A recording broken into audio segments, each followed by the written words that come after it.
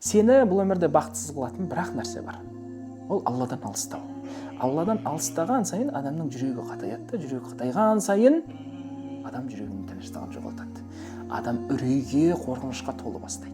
Өйткені бақыт деген нәрсе, жүректің тыныштығы деген нәрсе Алладан келетін хикмет, үлкен нығмет, ол Аллах оны береді біздің жүрегімізге.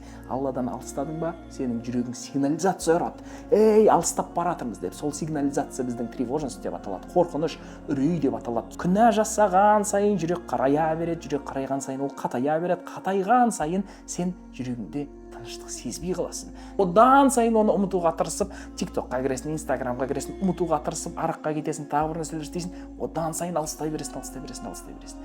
Аллаға жақындауға тырысу керек. Жүректің тыныштығын қаласаң, бақытты қаласаң, Аллаға жақындауға нәпсіңді тиіп, жасама деген нәрсені жасамай, жаса деген нәрсені жасайтын болсаң, жүрегіңе тыныштық алып, иншалла, Аллахтың жолында бір бақыт деген сезімді сезіне аласың.